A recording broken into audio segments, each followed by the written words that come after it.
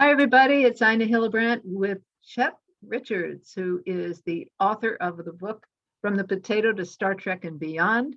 And we're going to talk about the memoirs of a rocket scientist part right now.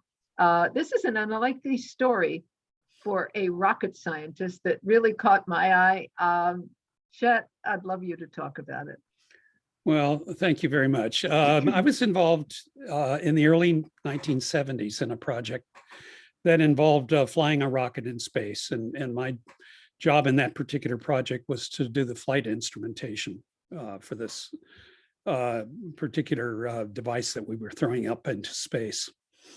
And for that application, we needed some special crystals. They were cadmium telluride crystals of a special type. And so we got the best crystals in the world, and we found one crystal which was outstanding, and that's the one we wanted to use. So the guy who was making those crystals was working back east for a company called Tyco.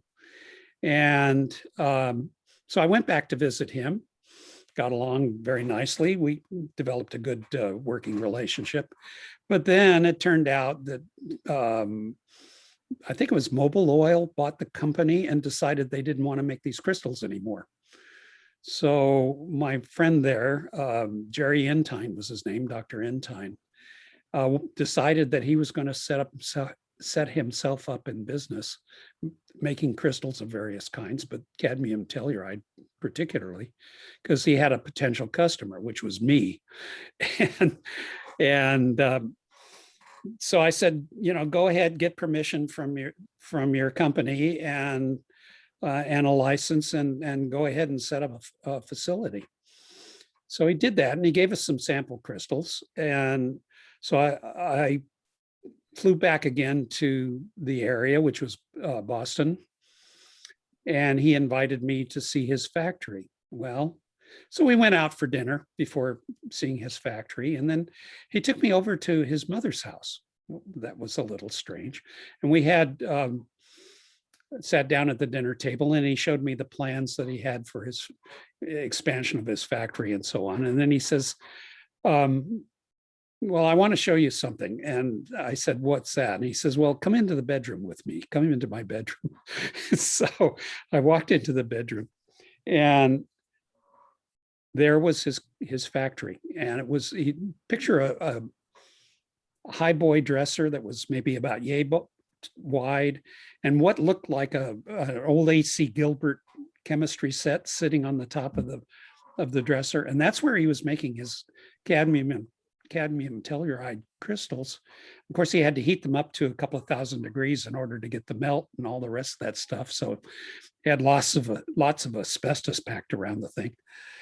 And I looked at that. I said, Jerry, what happens if you burn the house down? And he says, my mom would be upset. So anyway, but he was producing the best crystals in the world. He was beating everybody else out. So I came back and started to tell that story to the Air Force colonel in charge of the program. And I was more than a little nervous starting this. I was going to talk about going into this guy's bedroom, but the colonel took it really well, and he signed off on the project. And Jerry Entine built a great company out of that. We were his first customer, but he's now a large company supplying all kinds of interesting crystals to the rest of the world. Thank you. What a wonderful tale, and what a wonderful ending to a tale. Thank you so very much. You're welcome. Yeah, who knew that a rocket scientist would need to go to somebody's mother's bedroom to find the factory? I love how you put that. That's great. On top of a dresser, the whole factory. I know. It's wonderful. I love it. Thank you so very much. See you all soon. Thank you for tuning in. Bye for now.